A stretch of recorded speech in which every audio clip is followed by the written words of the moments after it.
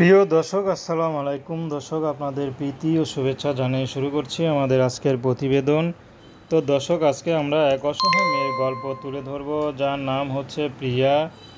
প্রিয়ার এখনও বিয়ে শাদী হয়নি। বিয়ের জন্য প্রিয়া মূলত ইউটিউবে এসেছেন, কারণ প্রিয়ার মা নাই, প্রিয়ার বাবা আছে, বাবা আরেকটি বিয়ে করেছে।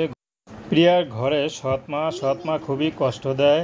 তো প্রিয়ার বিয়ের বয়সী মেয়ে, একটু তো তার তো সংসার করার ইচ্ছা হয়।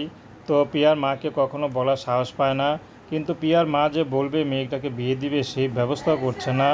তো শেষমেশ প্রিয়া বাধ্য হয়ে ইউটিউবে এসেছেন। যদি ভালো একটা জীবনসঙ্গী পেয়ে যায় তাহলে প্রিয়া বিয়ে শাদী করবেন। বিবাহিত হোক আর অবিবাহিত, তাতে কোনো আপত্তি নেই। কারণ প্রিয়াকে দেখলে অনেকে পছন্দ করলে যখন দেখে তার গায়ে সেরা জামা, সেরা পোশাক, তখন কেউ আর বিয়ের প্রস্তাব দেয় না। কারণ এরকম হতদরিদ্র মেয়েকে কেউই বিয়ে করে, তার মধ্যে বাবা মা কেউ নেই, এতিম। তো এতিম জেনে যে নাকি প্রিয়াকে বিয়ে করবে, প্রিয়াকে ভালোবেসে সারা জীবন পাশে রাখতে চাইবে, তার যদি ঘরে স্ত্রীও থাকে তারপরও প্রিয়া বিয়ে শাদী করতে রাজি আছে। যদি তার বয়স বেশিও হয় তারপরও প্রিয়ার কোনো আপত্তি নেই।